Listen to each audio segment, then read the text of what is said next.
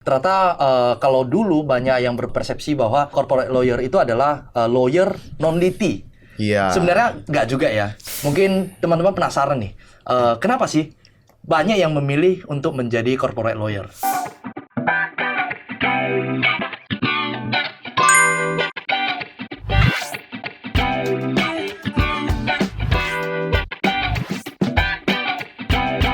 Selamat datang di channel Sarjana Hukum. Jadi, channel Sarjana Hukum adalah sebuah channel YouTube yang akan membawakan pembahasan-pembahasan hukum oleh pengacara-pengacara muda. Karena ini adalah episode pertama, kami akan memperkenalkan diri dulu. Saya dengan Hendra dan ada... Saya Rifki.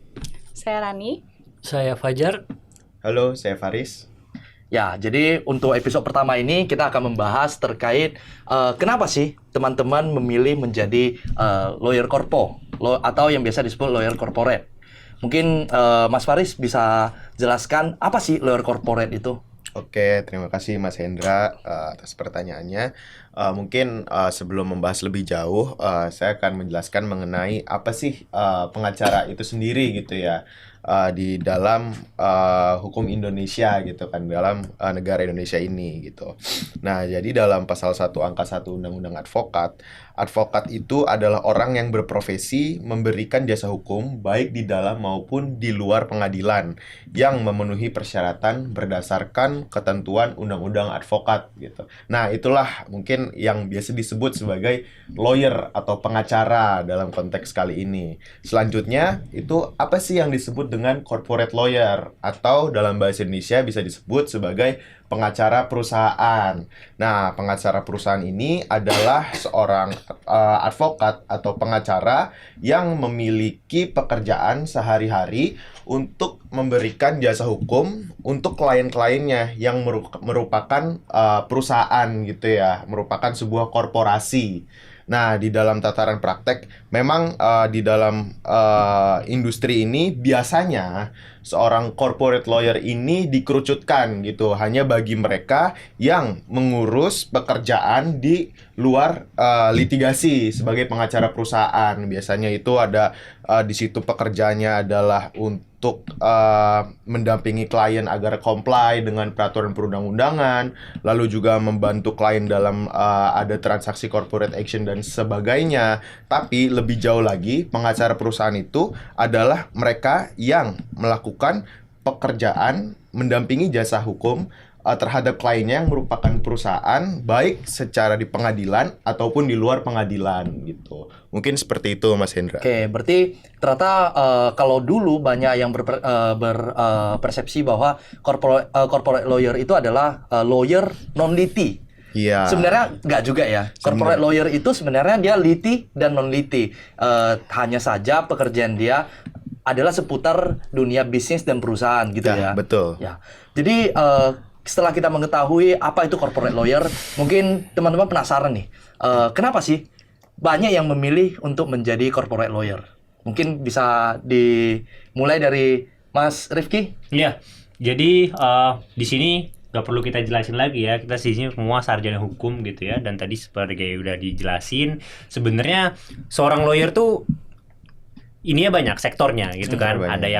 Ada yang kalau misalnya kita dulu di kampus gitu ya, ada yang materinya tentang pidana, perdata, nggak ada ketenaga kerjaan khusus gitu ya, cuman ada S2 itu, S2 gitu ya. Cuman kalau misalnya dia satu tuh banyaknya kayak hukum tata negara, hukum administrasi negara gitu. Nah, kalau saya pribadi gitu ya, aku pribadi memang ketika S1 gitu kan kita mulai cukup umum gitu ya, cukup umum, kita belajar semuanya dulu. Kita belajar dari awal namanya hukum positif Indonesia, dan juga bagaimana keberlakuan hukum lah secara general di Indonesia. Baru ntar ketika udah agak masuk ke semester akhir, kita mengerucut tuh, kita memilih untuk masukin spesifiknya hukum apa yang kita ingin pelajari lebih lanjut gitu. Nah, aku dulu pribadi dari awal udah langsung ambil hukum bisnis atau hukum ekonomi lah kalau misalnya di kampusku gitu. Dan di saat itu aku merasa kenapa ngambil itu karena paling relevan gitu ya, karena sekarang di dunia saat ini gitu ya, perlu untuk bisa memahami bagaimana hukum bisa berkorelasi dengan ekonomi. Nah, cuman sebenarnya ketika lulus pertama kali itu aku nggak langsung jadi lawyer, Mas. Aku masuk ke company gitu. Jadi seorang sarjana hukum itu bisa banget nggak jadi lawyer, tapi juga bisa jadi in-house legal di sebuah perusahaan gitu ya, satu divisi hukum yang membantu mengurusi transaksi perusahaan. Nah, aku masuk sebagai itu in-house. Tapi seiring berjalannya waktu, aku merasa kalau misalnya sebagai in-house, terutama untuk sarjana muda gitu ya, kurang bisa explore dan memahami kasus-kasus hukum yang lebih spesifik. Karena biasanya kalau misalnya in-house, ya udah kita cuman satu sektor aja, satu industri aja, tergantung dari perusahaannya. Akhirnya aku memilih untuk explore lebih lanjut, untuk melanjutkan pendidikan di S2, dan ketika udah lebih memahami gitu ya,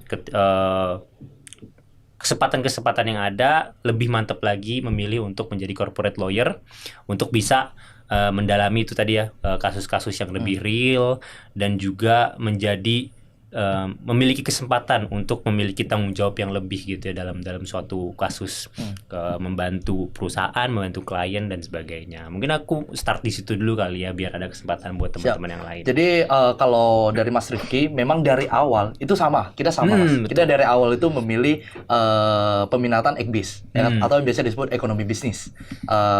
Dan setelah itu ya memang biasa arahnya akan ke corporate lawyer. Nah, kalau Mas Faris dulu peminatannya apa? Saya kebetulan berangkat dari peminatan yang sangat jauh berbeda nih sama pekerjaan yang sedang dikerjakan saat ini. Jadi saya dulu tuh pengambil peminatan hukum administrasi negara, Mas. Gitu. Ternyata kita di sini beda semua ya. Hari ini baru tahu.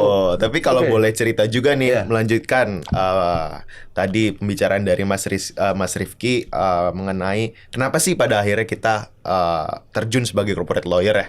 Kalau saya pribadi memang dari awal jujur aja masuk fakultas hukum itu ya tersesat di jalan yang benar lah gitu, Mas. Tersesat tapi di jalan yang benar gitu. Jadi benar-benar clueless nih. Waduh, gimana nih saya masuk kuliah tapi gimana ya, udah jalanin dulu aja lah gitu. Sampai akhirnya bener tadi belajar terus udah mulai masuk skripsi kan udah mulai tuh kelihatan ini ada peminatan, ada HAN gitu kan, ada hukum tata negara, ada juga hukum ketenagakerjaan dan sebagainya.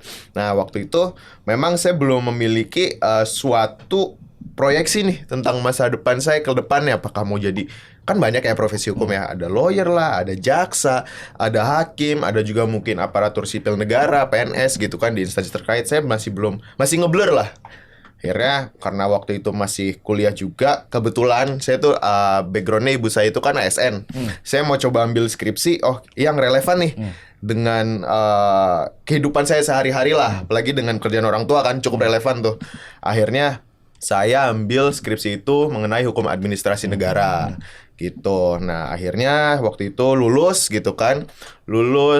Masih cukup bingung juga, cuma udah mulai kepikiran apa nih dari beberapa pilihan karir ya yang tadi saya jelasin yang sekiranya cocok nih untuk saya ke depannya. Ada lawyer, ada jaksa tadi, ada hakim, ada ASN. Waduh, masih agak bingung nih. Cuma saya mencoba untuk menggali diri sendiri gitu kan. Udah mulai ketemu nih, ternyata saya tuh orang yang cukup banyak omong gitu ya pertama. Dia mengakui sendiri ya akhirnya ya. Terus ternyata saya juga orang yang bisa dibilang cukup supel lah gitu. Ketemu orang tuh senang, ngobrol tuh senang gitu. Terus yang ketiga, ternyata saya tuh orang yang cukup dalam tanda kutip sotoy dan senang memberikan nasihat kepada orang gitu. Saya puas aja gitu. Ini gini nih Pak, caranya gini. Kalau bener saya puas gitu, Mas gitu. Jadi kalau salah ya tanggung jawab. Ada ininya lah, speknya. Kita nggak sotoy dong kalau kayak gitu namanya. Dalam tanda kutip lah itu. Kita pastikan dulu ini benar nih, baru kita berani ngomong. Betul. Nah, akhirnya dari situ, oke. Ternyata kalau misalkan saya mempunyai sifat-sifat seperti ini, toh saya juga udah nyemplung nih di dalam perkuliahan hukum, saya punya dasar-dasar pemahaman ilmunya mungkin, dan saya juga suka sama ilmunya pada akhirnya gitu. Oke lah. Jadi lawyer, oke nih gitu. Jadi corporate lawyer, oke nih gitu kan. Lagi ya memang dalam kegiatan sehari-hari itu banyak pada akhirnya gitu. Banyak memberikan nasihat-nasihat hukum kepada klien-klien perusahaan itu tadi sih, Mas. Gitu. Mungkin seperti itu. Kalau Mas Faris dari awal langsung jadi lawyer corporate ya? dari awal justru saya itu Atau sempat ke pidana dulu atau apa? dari awal itu saya itu masuk sebuah kantor hukum lah ya. Itu memang fokusnya udah corporate, khususnya lagi di situ ketenaga kerjaan. Jadi dua lah, corporate dan ketenaga kerjaan. Ya, ketenaga kerjaan sebenarnya adalah bagian dari Iya, Korpo secara memang. khusus Ya. lagi gitu. Ya, berarti dari cerita Mas Faris tadi kita memiliki kesimpulan bahwa peminatan itu belum tentu Linear dengan yes, pekerjaan. betul, dengan pekerjaan. Nah, sebenarnya kita bisa lanjut ke Mas Fajar. Ini menarik juga. Kalau Mas Fajar itu adalah Litigasi deh. awalnya dia peminatannya beda dan bidang yang dia geluti beda. Ternyata akhirnya muter-muter jadinya lawyer korpo juga. Bener. Ya. Oke, aku cerita dulu ya dari awal. Jadi sebenarnya kenapa sih akhirnya aku bisa di dunia lawyer gitu. Nah, berawal dari keresahanku waktu itu di zaman SMA pas aku ikut mendampingi berbagai macam kasus ini ya anak ya. Banyak yang aku lihat itu anak-anak yang mungkin tidak keluarganya tidak mengerti hukum, kemudian anak itu menjadi korban kekerasan seksual dan segala macam, tidak mendapatkan keadilan gitu. Tidak justru banyak yang kasusnya tidak berjalan dengan sebagaimana mestinya kan gitu, nggak selesai. Ada yang akhirnya pelakunya tidak ditangkap-tangkap gitu. Nah, akhirnya ketika mau lulus kuliah aku akhirnya memilih untuk peminatan ke kuliah hukum.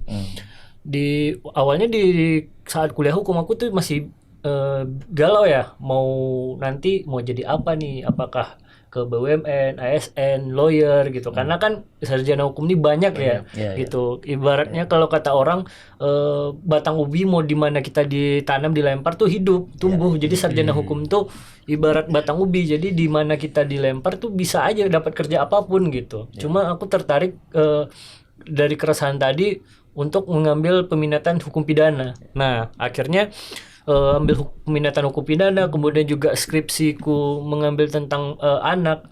Akhirnya 4 tahun belakangan ini sejak aku diangkat jadi lawyer, aku fokus di litigasi. Aku karena kan selama ini mungkin mahasiswa hukum tuh taunya kalau lawyer itu yang pakai toga, kemudian debat di pengadilan gitu dengan jaksa, kemudian juga pokoknya bagaimana membela kliennya lah gitu. Nah, tapi setelah berjalannya waktu, setelah aku 4 tahun menjalani di dunia litigasi, ternyata ada juga bidang lain di lawyer gitu, yaitu corporate. Nah, akhirnya aku merasa kayaknya aku nggak bisa kalau hanya fokus di litigasi. Sementara aku melihat lawyer-lawyer besar di Indonesia ini jarang sekali sekarang tampil di pengadilan. Justru mereka lebih sering tuh di belakang layar. Nah, setelah aku cari tahu ternyata banyak lawyer-lawyer sukses di Indonesia ini, khususnya di Jakarta, adalah lawyer korpo gitu. Nah, setelah itu aku akhirnya mencoba mencari peluang-peluang untuk pekerjaan menjadi lawyer korpo. Akhirnya sampailah aku di pekerjaan sekarang menjadi lawyer korpo dalam setahun belakang ini. Di situ aku banyak belajar, ternyata banyak sekali perbedaan antara lawyer korpo dan litigasi. Mungkin di litigasi kita tuh berusaha bagaimana mencari celah nih untuk beradu argumen ataupun mencari celah kesalahan dari lawan gitu. Tapi di korpo aku baru di sini belajar tentang bagaimana untuk menjadi teliti dalam menganalisa suatu permasalahan hukum gitu, baik dalam kontrak, kemudian dalam transaksi bisnis dan segala macam. Jadi itu sih awalnya yang kenapa aku pengen jadi corpo lawyer, karena itu tadi aku merasa aku harus mengembangkan skillku sebagai lawyer tidak hanya di dunia litigasi tapi juga di korpo. Siap. Sebenarnya ada yang perlu kita luruskan sedikit juga ya, bahwasannya kalau di lawyer korpo sebenarnya ada litigasinya juga. Tadi kan udah kita bahas ya, sebenarnya ada litigasinya juga. Cuman yang dimaksud dengan Mas Fajar itu adalah setelah dia menjadi lawyer korpo, ternyata tidak hanya selalu di pengadilan aja nongkrongnya nih, lebih banyak juga kita di belakang laptop gitu ya, di depan laptop kita ngerjain dokumen gitu. Nah, dari ceritanya Mas Fajar kita mendapatkan kesimpulan ternyata dari cerita teman-teman tadi lah, kita mendapatkan kesimpulan ternyata dari awal peminatan yang kita pilih itu mungkin berpengaruh pada pekerjaan kita ke depannya. Tetapi kalau soal peminatan gimana? Ya sebenarnya masih bisa kita tarik lagi, kita luruskan lagi, seperti Mas Faris ya. Dan kalau sudah peminatannya sudah ambil dan udah jadi lawyer, ternyata merasa gak cocok, masih bisa banding setir gak? Bisa aja banding haluan gitu ya. Nah, kayaknya sih kalau dari Mbak Rani ada pengalaman-pengalaman yang menarik juga nih. Nah, gimana kalau menurut Mbak Rani? Oke, kalau mau ditarik ya dari historical kuliah, memang sama kayak Mas Faris. Aku nggak di bidang corporate lawyer. Aku nggak ngambil ekbis kayak Mas Rifki atau Mas Hendra. Aku dulu ambil peminatan jujur di hukum internasional. Jadi cukup paham soal hukum laut, udara, hukum HAM internasional, lalu hukum perang, humaniter, and so many things lah, banyak lah sebenarnya, luas juga hukum internasional. Tapi kenapa in the end of the time aku ambil hukum corporate adalah pada dasarnya passionku itu adalah dunia bisnis. Kayak aku menggeluti dunia bisnis. Ini kita bicaranya bukan bisnis yang gede banget ya, yang kayak cuman aku suka jualan, I enjoy the money, itu dari aku kecil memang. Dan beberapa aku udah mencoba merintis dari dulu project kecil-kecilan. Temanku bikin project inilah, temanku bikin bisnis inilah, meskipun dalam skop yang kecil, tapi sudah mulai mencoba untuk itu. Dan makin kesini kok aku makin merasa aku punya skill untuk bisnis. Tapi kalau kita bicara bisnis di Indonesia, kita harus berhadapan dengan yang namanya, contoh simpel deh, permits atau perizinan ya, atau perizinan. Bagaimana caranya bisnis di Indonesia jalan kalau perizinannya aja nggak ada? Yes. Itu kunci pertama semua pelaku usaha ya. Aku di sini nggak akan bilang bisnis. Mungkin kalau bisnis nanti gambaran teman-teman yang kayak harus yang besar gitu. Nggak. Nah jadi kayak pelaku usaha mau kecil, mau menengah, mau yang skalanya besar, itu sebelum dia start dia harus bayar perizinan. Dan berdasarkan pengalamanku itu selalu stuck di situ. Karena apa? Aku tahu caranya. Maksudnya kayak izin itu diajukan kemana aku tahu. Izin itu diprosesnya bagaimana aku tahu. Aku tahu. Tapi how-nya, bagaimana mendapatkan itu in the whole process, aku nggak pernah mengalami itu. Jadi menurutku, ini adalah hal yang aku butuhkan, bidang yang aku butuhkan, dan aku nggak akan bisa dapat ini kalau aku tidak menjadi praktisi langsung. Praktisi yang paling relevan saat itu aku memilih jadi corporate lawyer adalah aku akan jadi lawyer corporate. Daripada aku random belajar dari internet yang aku juga nggak tahu source-nya dari mana, aku juga nggak tahu itu kredibel apa nggak informasinya. Ya kenapa nggak aku coba jadi praktisi langsung? Itu the reason why kenapa aku ngambil corporate. Mulai dari memang passion, dan ternyata aku tidak bisa melanjutkan passion ini lebih jauh karena aku ada batasan di skillku sendiri. Dan aku memutuskan untuk aku akan lewatin batasan itu dengan belajar hal bidang ini gitu. Kalau menurut Mbak Rani, apakah lawyer itu memang harus dikotak-kotakin ya? Lawyer korpo. Kalau suka bisnis ya udah lawyer korpo aja, udah gak usah urus yang lain-lain. Atau ya sebaiknya kita ada ke semua bidang gitu. Kalau mau itu sebenarnya gini. Kita harus bisa bedakan mana kebutuhan kita dan mana passion kita. Kalau kebutuhan kita sejalan dengan passion kita, itu berarti itu enak sekali. Itu enak sekali. Itu sesuai dengan apa yang gue alami. Tapi kalau misalkan tidak sesuai nih, kita butuh untuk ilmu atau knowledge atau pengalaman tentang corporate, dan kayaknya kita butuh tentang corporate lawyer nih. Terus tapi kita nggak suka di situ. Sebenarnya in the practice itu tergantung pilihan kita. Kita mau mencoba belajar atau kita mau memilih untuk kita cari lawyer lain. Kita cari lawyer lain dengan kita juga tetap belajar ya, of course ya. Karena gini loh, kita kalau misalkan jadi lawyer corporate dan kita tidak punya hati untuk menjalankan itu, ya kerjaan kita juga tidak akan jalan. Jadi kalau bicara apakah harus dikotak-kotakan, enggak juga.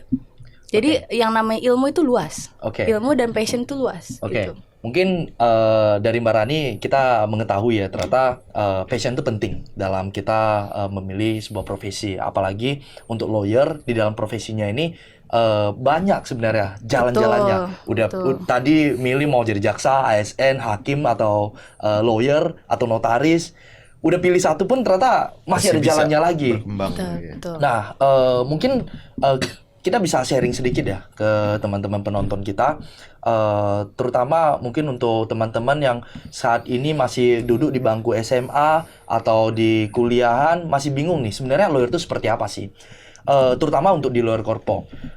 Ini sebuah informasi mungkin yang bisa kita bahas lagi adalah di lawyer korpo ini kan bukan hanya lawyer korpo aja sebenarnya. Udah kita pilih lawyer, ada banyak jalannya nih lawyer korpo. iya. Oke, kita pilih lawyer korpo antara lawyer korpo, lawyer pidana.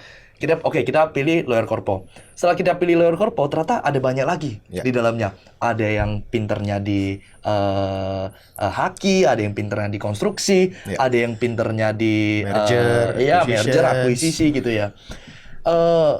Gimana sih kita memilih lagi? Lagi-lagi memilih lagi. Apakah itu adalah sebuah pilihan atau itu bagaikan arus yang membawa kita gitu? Kalau memang kebetulan kita memilih jadi lawyer korpo, di law firm kita fokusnya di A, ya kita pinternya A. Fokusnya di B, kita pinternya B. Atau sebenarnya kita memilih dari awal. Karena nggak bisa dipungkiri banyak sekali teman-teman kita pada saat kuliah. Saya sendiri mengalami itu ya. Ketika saya ingat itu mata kuliah kontrak, diajarkan kontrak isinya bla bla bla. Tapi nanti ada bidang-bidangnya lagi. Kalau di konstruksi nanti kita harus memahami konstruksi itu seperti apa. Di perkapalan kita harus mengetahui perkapalan itu seperti apa. Betul. Selalu ada jalan-jalan seperti itu, dan pada saat kuliah kan banyak sekali mata kuliahnya. Itu teman-teman gimana sih? Mungkin kita bisa mulai dari Mungkin Mas Rifki deh, Mas Rifki betul. deh. Saya rasa karena di Ekbis kan itu langsung Banyak banget gitu banyak ya. banget tuh. Betul. Nah, apakah di saat itu Mas Rifki udah mulai memilih atau akhirnya dipilihkan Betul. gitu? Nah, memang sebenarnya trikinya adalah meskipun di perkuliahan gitu ya ada sebutannya peminatan, tapi sebenarnya itu masih luas tadi yang seperti udah di-mention gitu kan. Nah, di dalamnya lagi bagaimana kita bisa menemukan yang kita tertarik itu sebenarnya balik lagi lebih ke harus mencoba sih. Harus mencoba, harus mengeksplor. Dan untuk lawyer muda baiknya adalah syukurlah untuk bisa ketemu tempat yang bisa memberikan kesempatan untuk explore, karena pada akhirnya kita di awal tuh nggak tahu misalkan aspek hukum mana yang kita tertarik gitu. Nah, untuk aku pribadi dulu meskipun hukumnya ekonomi, cuma aku ada ketertarikan khusus di hukum lingkungan. Skripsiku juga membahas sedikit tentang hukum tambang gitu ya. Jadi ketika bekerja gitu ya, pertama kali bekerja memilih untuk bekerja di perusahaan tambang gitu kan, dan ternyata ketika setelah ekspor ada ketertarikan gitu di situ. Nah, cuman balik lagi ternyata monoton, cuman itu doang yang aku pelajarin.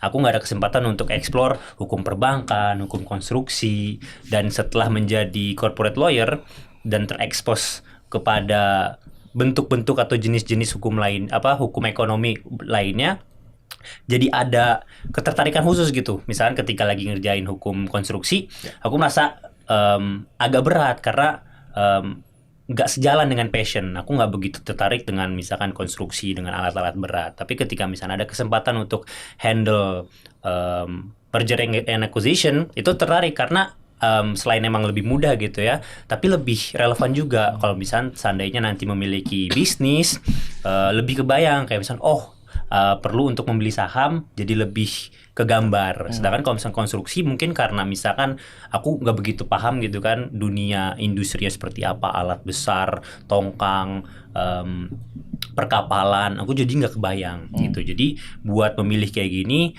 lebih ke explore. Syukur-syukur ternyata ketemu dari awal passionnya di mana gitu kan. Cuman selama belum ketemu itu bisa banget untuk dieksplor. Makanya sebenarnya untuk misalkan anak-anak hukum yang masih sedang kuliah, gunanya magang tuh sebenarnya itu, ya kan, magang untuk mencari passionnya di mana. Apakah mau jadi lawyer, apakah mau jadi in-house, apakah mau jadi ASN, karena itu beda banget. Gitu. Saya setuju sekali itu. Aku mungkin boleh nambahin kali ya. Silakan. Jadi sebenarnya balik lagi ke apa apa yang di deliver lawyer sih ke klien? We deliver service. Yes. Kalau misalkan kita nggak enjoy sama service yang kita kasih, ya gimana klien mau enjoy? Iya, iya. Kalau kita nggak enjoy menikmati proses belajar ilmunya, klien teman-teman sendiri juga nggak akan dapat apa yang kita maksud gitu. Jadi pentingnya memang benar kata Mas Rifki untuk cari apa passionmu dan apa yang jadi enjoy menurut kamu itu sejak awal. Karena balik lagi, lawyer adalah menjual jasa. Kita bukan jual barang yang kamu beli barangku, kamu ambil, aku balik badan pergi, terserah mau barangnya diapain. Kita nggak gitu kan. Lawyer itu ketika dia ambil jasa kita, terus dia merasa puas sama servis kita. Mungkin teman-teman di sini udah pada ngalamin mungkin ya. Dia udah puas dengan jasa kita, meskipun kontraknya sudah selesai. Suatu hari dia akan kontak kita. Jadi retainer. Entah dia cuma berterima kasih atau syukur-syukur dia dapat case baru untuk kita. Iya, iya. Atau mungkin dia punya teman juga dia kenalin ya. Nah, Betul, referensi ya, gitu. benar. Oke, mungkin tadi saya bilang ya, saya setuju dengan Mas Rifki ya. Kenapa? Karena saya ngerasa sebenarnya saya yakin sekali banyak teman mengalami parno gitu, kayak takut, aduh saya udah mau lulus nih, jadi gimana ini? Kayaknya saya belum ngerti A, saya belum ngerti B, ini gimana nih? Sebenarnya benar sekali kata Mas Rifki bahwa ketika kita sudah terjun di dunia hukum, ya itu nanti akan terpilih sendirinya. Karena nggak perlu kita pikirkan terlalu banyak, karena dari awal kita nggak punya informasi itu. Mau gimana kita analisa nggak ketemu kan. Begitu terjun, oh ini A, oh ini ternyata saya suka, ini B ternyata ini aku suka, ini C, saya kurang cocok. Akhirnya kita akan merucut sendirinya. Ya. Mungkin boleh sedikit nambahin. Silakan Mas banyak Hendra. juga nggak apa-apa.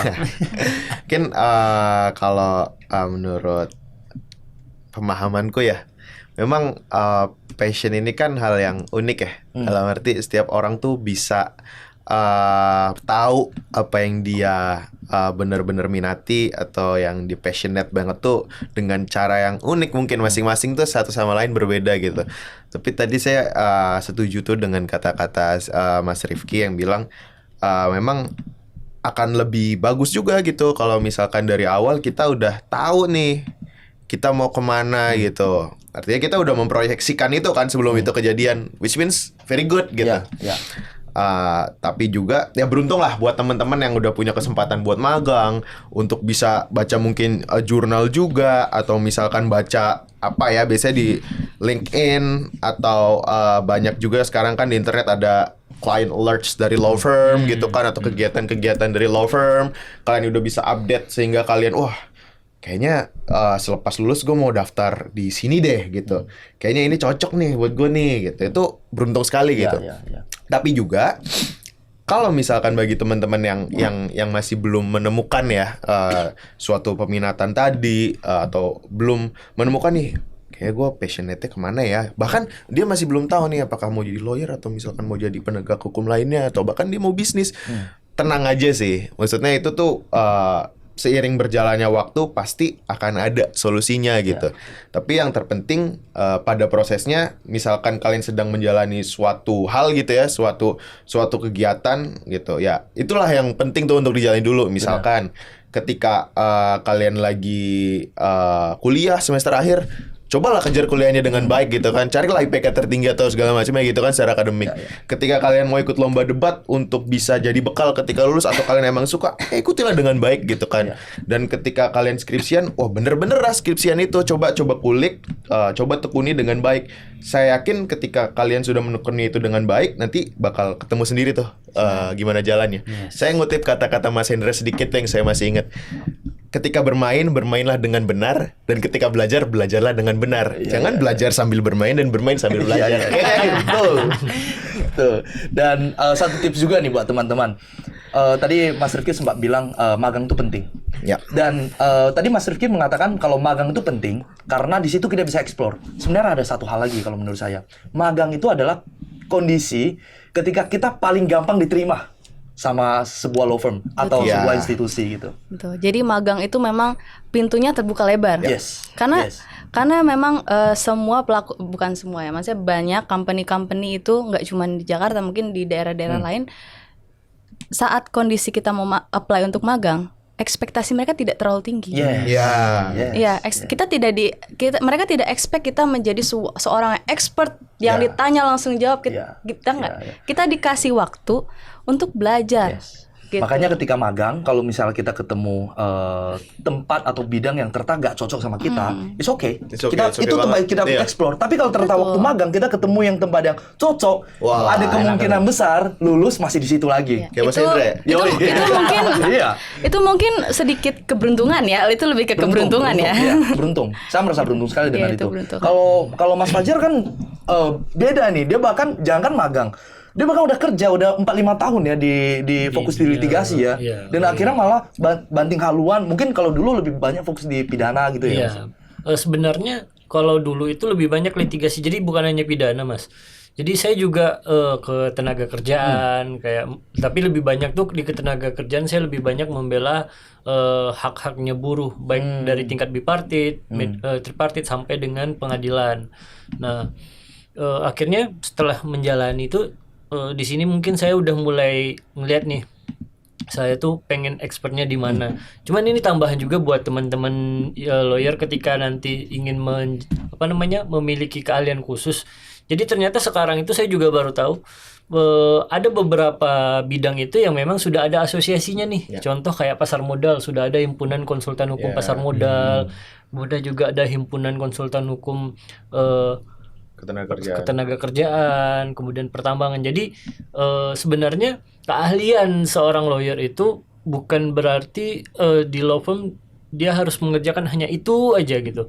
Tapi sebenarnya keahlian itu adalah ketika kamu nanti dibutuhkan sebagai lawyer, apalagi kalau misalnya udah di taraf dia adalah sebagai senior ataupun partner, pasti akan ditanya keahlian kamu di bidang apa. Itu sih sebenarnya fungsi dari keahlian gitu. Makanya mungkin dari sekarang buat teman-teman yang mungkin baru jadi lawyer ataupun sudah menjalani proses menjadi lawyer, mungkin bisa pelan-pelan menggali dulu nih keahliannya kira-kira mau di bidang mana gitu. Nah, karena bukan itu aja, tapi juga lawyer juga harus tetap mengembangkan skillnya gitu. Kenapa? Karena semakin dalam ilmu dan juga skill seorang lawyer, maka law firm besar yang akan nanti mencari, bukan kita lagi yang mencari law firm itu sih. Siap. Oke, sebenarnya tadi kalau dari Mas Fajar bilang dulu dia itu banyak membela-bela kalau saya menilai itu adalah membela rakyat kecil gitu ya. Kalau sekarang lebih banyak membela pengusaha gitu ya Mas ya. Ini juga hal yang menarik nih. Saya ingat sekali waktu dulu waktu saya kuliah hukum ya, teman-teman saya banyak bilang, wah, berarti kalau nanti saya ada masalah saya bisa cari kamu dong. Karena perspektif orang adalah ketika kamu adalah lawyer, saya cari kamu adalah ketika saya punya masalah. Tapi setelah kita menjadi corporate lawyer, baru kita tahu. Kita cari kalau masalah. No, Dari klien, dari Bukan masalah. ya? betul. Justru adalah klien nggak ada masalah dia nyari kita supaya dia nggak ada masalah gitu. Jadi perspektifnya itu harus kita, bukan berarti ada masalah baru cari lawyer. Jadi tapi ada preventif dan ada Represi. Yes. Nah, mungkin kita bisa satu step lebih dalam ya untuk teman-teman supaya lebih memahami apa itu corporate lawyer. Kalau Mas Faris di kesehariannya paling banyak ngerjain apa sih? Saya itu banyak mengerjakan mungkin bisa dibilang secara umumnya general corporate ya. Ya. Saya itu sehari-hari, saya kebetulan setim juga nih sama Rifki, jadi kita bareng-bareng lah. Iya. Gitu banyak memberikan nasihat ya kepada klien-klien. Itu bisa jadi juga di banyak aspek tentunya. Misalkan banyaknya ketenaga kerjaan, terus juga compliance dia terhadap perizinan berusaha, terus juga gimana caranya kita advice klien supaya kepentingan bisnis beliau atau kepentingan hukum beliau itu aman nih ketika tertuang di dalam suatu kontrak komersil. Berarti review kontrak. Iya betul, Atau review drafting kontrak kontrak atau gitu. drafting kontrak juga gitu. Terus ada juga kita melakukan audit hukum gitu ya terhadap LDD. klien atau legal due diligence gitu. Mungkin itu sih Mas Hendra. Oke, berarti kalau Mas Faris kan lebih banyak memberikan legal opinion, Ya. review kontrak, Ya. terus sesekali melakukan legal due diligence gitu. Kalau Mbak Rani? So far mirip ya, karena kalau kita bicara corporate lawyer itu kan kita mengurusi legal suatu perusahaan. maupun baik retainer maupun case by case, pasti sebenarnya seputar itu aja, dari mulai review kontrak sampai hal yang rumit seperti due diligence, semua dalam company itu kita cek. So far sama, cuman mungkin tambahannya aku juga lumayan handle seperti kerja sama antar klien. Bukan antar klien dengan kliennya lagi. Oke. Contoh misalnya suatu klien A ingin memiliki project di suatu wilayah, taruhlah Kalimantan mungkin, project tambang. Dia butuh hal paling simple, dia butuh joint operation sama company lain. In the end of the time, aku review agreement-nya juga, masuk ke review agreement kayak tadi. Cuman kan di balik di dalam proses review agreement itu ada negosiasi, ada kita komunikasi dengan klien kita sendiri, bahkan kita harus bypass ke kliennya dia atau ke partner dan mitranya dia. Jadi kita juga assist, selain in dokumen, kita juga assist bagaimana hubungan klien dengan orang lain. Iya. Saya tambahan. Saya pernah ada pengalaman ya. Jadi klien saya dia mau sewa gedung nih. Jadi kita ke sana, kita ngobrol dengan pemilik gedung gitu ya, owner gedungnya. Ngobrol, permintaan dari klien saya A, terima gak dia? Kalau dia nggak terima, oke, ini dicoret, ini terima gak? Akhirnya berdua berantem di situ. Si pemilik gedung ngerasa klien saya ini kok banyak kali maumu, mana ada orang sewa gedung kayak gitu? Kamu sewa gedung aja. Dan di situ fungsi saya adalah bagaimana saya menenangkan keduanya. Oh ya, ini begini, ini begitu. Terlepas dari, mohon maaf, case ini jadi gak jadi saya udah dibayar. Tapi masa iya saya ada di situ dan saya tidak menjalankan fungsi saya dengan benar. Salah satunya adalah membuat mereka lebih santai, meredam supaya ini semua bisa lebih lancar lah gitu. Menjadi Iya, komunikator yang baik. Iya, itu udah saya nggak jadi sewain dah, cari yang lain aja. Udah sampai kayak gitu tuh. Iya, karena gini, sejatinya kita jadi legal corporate atau kita jadi legal suatu company atau kita dibayar untuk itu, kita kayak tadi Mas Hendra bilang, klien datang ke kita untuk menyelesaikan masalahnya dia. Iya. Nah, kalau goals-nya adalah masalahnya selesai, itu nggak cukup dengan oke nih perjanjiannya udah ditandatangan, nggak cukup sampai situ. Para pihaknya mereka terima nggak dengan dokumen yang kita buat. Itu pertanggungjawaban kita atau mungkin teman-teman yang mau jadi lawyer itu harus dipikirkan setelah dokumennya jadi, setelah objek fisiknya jadi nih, kerjaan kita back office jadi, terus mau kita apain? Kita assist siapa? Gitu, terlepas siapa yang kita bela, siapa yang jadi klien kita siapa, tapi goalsnya adalah project itu harus jalan.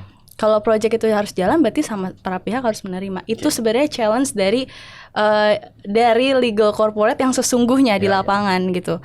Kita nggak cuman kerja di atas meja. Saya ingat dulu Mbak Rani pernah menyampaikan bahwa kalau ketika kita membuat sebuah kontrak, pasti ada penyelesaian sengketanya. Betul. Nah, ketika memang ada sengketa, maka kita membutuhkan lawyer litigasi gitu. Apakah sebaiknya satu lawyer itu dia harus mengerti liti dan non liti untuk membuat kontrak itu, atau dia bisa saja saya hanya non liti, saya hanya membuat kontraknya aja, kemudian nanti kalau ada masalah biarkan lawyer liti yang mengerjakan. Kalau menurut teman-teman gimana? Oke, kalau menurutku ya, kalau kita sejak awal, tadi kan aku di awal udah bilang ya, kalau kita itu deliver service, we have to give the best service that we have ke klien. Kalau kita merasa, oh ternyata kita tidak 100% memumpuni untuk ini, kita 100%-nya di bidang sebelahnya nih. Let's say aku expert di corporate, aku ngerti litigasi, tapi sepertinya kalau aku educate klien tentang litigasi, itu mungkin ada hal yang tidak terdeliver dengan benar, atau bisa jadi aku salah ngomong. Sebaiknya jangan, karena kita nggak akan give our best service di situ. Lebih baik kita konsul sama lawyer lain. Kalau di tim kita ada litigasi, kita konsul, kita maju bareng-bareng, atau cari solusi lain lah gitu. Dan kalau yang kedua, poin kedua, apakah satu lawyer corporate itu harus menguasai corporate dan litigasi? Sebenarnya nggak mesti. tapi akan sangat lebih baik seperti itu. Ya. Ya, mungkin dari teman-teman yang udah pernah di litigasi yang sekarang jump in di corporate itu bisa lebih menjawab kenapa sih harus seperti itu gitu. Karena jujur kalau aku belum banyak di bidang litigasi gitu. Mungkin sedikit menambahkan ya tadi apa yang disampaikan oleh Mbak Rani terkait dengan klausul penyelesaian sengketa gitu ya Mas. Apakah ketika katakan corporate lawyer gitu drafting suatu kontrak terkhusus klausul mengenai penyelesaian sengketa gitu, baiknya dia take decision sendiri gitu atau bagaimana gitu, karena ini mengenai litigasi nih nanti ke depannya gitu. Mungkin kalau saya sendiri berpendapat memang ada beberapa klausul kontrak itu kan yang sifatnya lebih sederhana mungkin ya, dan objek perjanjiannya juga bukan objek perjanjian yang mungkin resikonya besar gitu. Contohnya misalkan gampangnya ya, jual beli mobil gitu, tapi mobilnya cuma 2 biji atau 3 biji gitu, itu kan masih belum terlalu besar mungkin ya eskalasi resikonya. Mungkin di situ seorang corporate lawyer bisa take decision sendiri tuh mengenai penyelesaian sengketa, klausulnya seperti apa gitu. Apakah nanti diselesaikan di pengadilan atau segala macamnya lah ya, lebih jauh. Nah, tapi ketika memang di suatu klausul penyelesaian sengketa tersebut perjanjian tersebut memiliki objek perjanjian yang cukup rumit dan juga resikonya besar gitu ya eskalasinya. Contohnya misalkan construction gitu kan, perjanjian konstruksi atau power purchase agreement gitu, itu kan sudah ada kepentingan publik di situ kan. Nah, artinya kan suatu klausul tersebut memang harus dirancang dengan resiko yang tereskalasi dengan baik gitu. Nah, dalam menghadapi situasi-situasi seperti ini, memang kalau saya sendiri menyarankan untuk bisa bekerja sama nih gitu, untuk bisa tandeman nih. Misalkan di dalam suatu law firm tersebut, oke, ada yang expertise litigasi.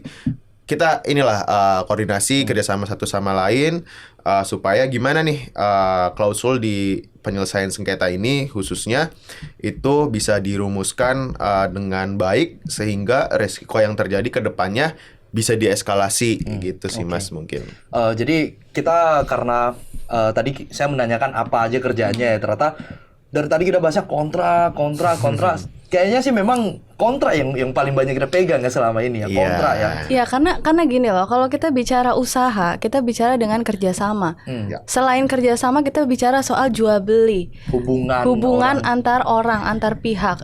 Bagaimana kita let's say jual beli ya, bagaimana penjual akan percaya atas produknya kalau tidak ada pegangan yang kuat. Kita balik lagi ke kontrak, back to basic sebenarnya. Yes. Nah, karena waktu kita juga terbatas, kita berusaha mengontrol durasinya tidak terlalu panjang ya. Jadi mungkin saya memberikan sedikit tambahan, dan tentu kalau ada yang kurang mungkin teman-teman bisa tambahkan juga. Kalau mungkin saya berikan lebih runtut ya, apa aja sih yang dikerjakan oleh corporate lawyer? Yang pertama pastinya ketika ada klien yang ingin membuka perusahaan, establishment, ya itu yang dikerjakan oleh kita. Setelah establishment, mungkin dia kalau dia ingin mengakuisisi, kita bisa melakukan legal due diligence. Dan setelah dia akuisisi atau misalnya ketika dia mungkin bisa saya mulai dari due diligence dulu. Kalau dia ingin mengakuisisi sebuah perusahaan, dia butuh melakukan legal due diligence.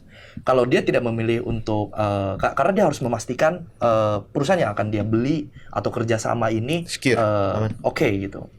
Nah, kalau misalnya dia memilih untuk membuka usaha sendiri atau dia memilih untuk establishment sebuah perusahaan, ya itu kita harus membantu untuk establishment, dan tidak hanya sampai di situ, kita juga harus memastikan permit apa aja yang dia butuhkan. Betul. Makanya sebenarnya tadi saya ingin memancing karena yang saya tahu kalau Mbak Rani sama Mas Fajar kan lumayan banyak tuh membantu kliennya untuk FDI. ya untuk mendirikan perusahaan dan membantu kliennya mendapatkan permit yang mungkin agak sulit gitu ya. Mungkin kita bisa bahas di next episode kan ya. Iya, betul. Untuk establishment perusahaan. Itu seperti apa, betul. Seperti apa. Termasuk kontrak kita bisa bahas lebih dalam lagi. Betul. Nah, setelah permit, tentu kalau misalnya klien kita memiliki pertanyaan-pertanyaan hukum, ya kita bisa memberikan legal opinion. Nah, kemudian kalau misalnya klien kita butuh negosiasi, ya kita bisa mendampingi. Dan kalau misalnya klien kita memiliki kerjasama atau memiliki jual beli yang dia membutuhkan kontrak, ya lawyer corporate harus membuatkan kontrak untuk kliennya. Ya. Dan kalau dari kontrak ini ada masalah, butuh penyelesaian sengketa, yaitu adalah tahap selanjutnya kita harus masuk ke litigasi. Betul. Ya tentu dimulai dari mediasi bla bla bla gitu ya. Nah, jadi kira-kira itulah yang dikerjakan oleh corporate lawyer. Betul. Nah, mungkin di sini teman-teman ada yang mau ditambahkan? Sebenarnya kalau kita bicara corporate lawyer luas banget ya. Betul. Mungkin nanti kita bakal breakdown satu-satu Yes, kali ya di yes, next yes, episode. yes. Kayak tadi kan tuh menarik juga untuk establishment suatu perusahaan, karena kan itu step awal untuk selaku pelaku usaha mendirikan perusahaan di Indonesia gitu. Ya, jadi inilah channel Sarjana Hukum. Kita episode pertama kita mulai dari pembahasan yang paling santai. Betul. Kenapa sih kita memilih jadi corporate lawyer? Ya. Dan untuk selanjutnya kita bisa bahas lebih tajam lagi tentang apa saja yang dikerjakan dan mungkin ada tips dan trik yang mungkin kita juga akan mengundang Para bintang tamu. ya para bintang tamu. yang lebih pakar Mungkin gitu ya. mungkin kita undang expertise di situ Yoi, ya. yoi. Iya, jadi banyak banget gitu ya yang kita bisa bahas. Jadi untuk para penonton yang mungkin punya ketertarikan khusus terhadap suatu isu, suatu tema, bisa banget reach out to us gitu ya. Bisa komen, bisa reach out to us pribadi via personal message atau DM. Ya. Jadi sampai di sini saja pembahasan kita hari ini. Terima kasih. Dadah.